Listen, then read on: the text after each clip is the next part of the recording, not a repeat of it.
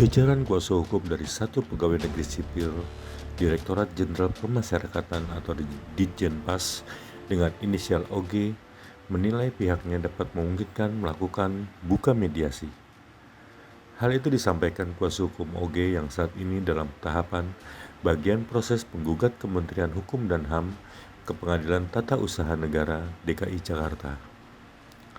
Penasihat hukum OG, Bernard Paulus Simanjuntak menjelaskan, kliennya itu dirasanya siap untuk melakukan mediasi dengan tergugat.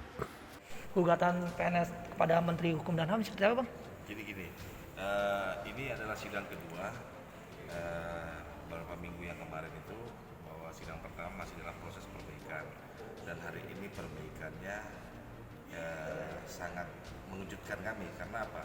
Karena awalnya pihak majelis hakim meminta tergugat itu Kementerian Hukum dan HAM.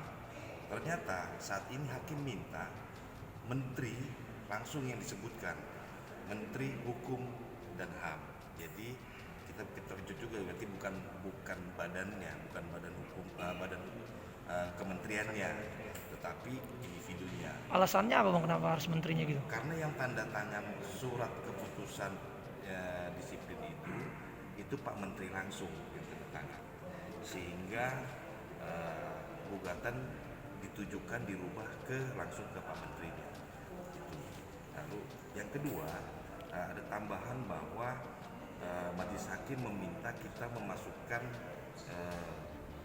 soal kerugian yang dialami oleh Pak Oga, yaitu kerugian apa aja yang saat ini Pak Oga memang tidak menerima gaji, terus dia kan kabit di Palembang, semua sudah diambil, ruangannya diambil, terus rumah dinasnya diambil, terus kendaraannya diambil dalam posisi semula. Tapi nonaktif atau bukan? Soal nonaktif, ya sekarang dia mau bekerja bagaimana, Pak?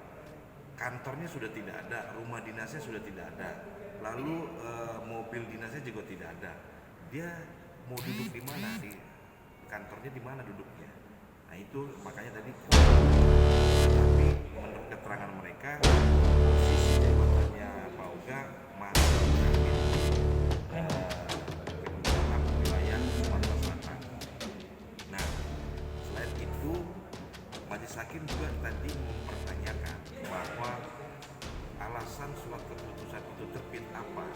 Nah, hakim bertanya ke kita soal ada tindak pidana korupsi yang dilakukan Pak Oga.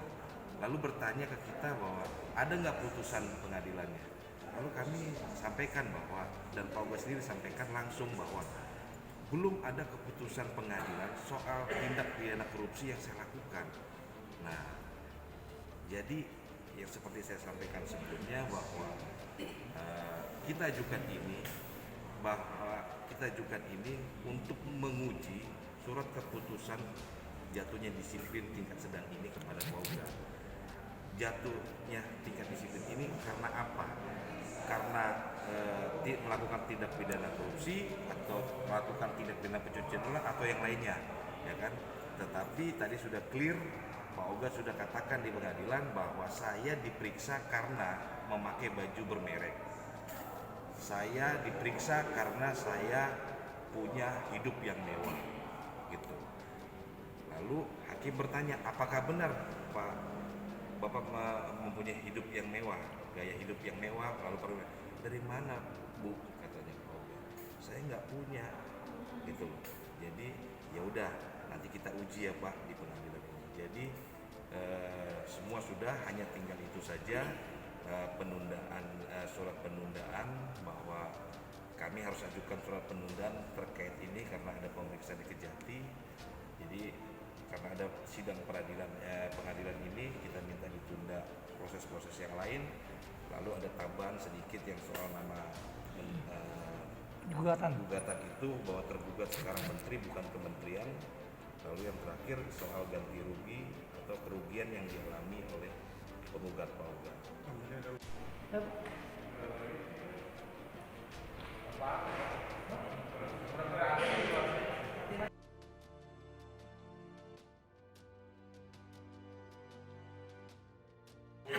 Bu. Bu, Pak Ici. Masih pemeriksaan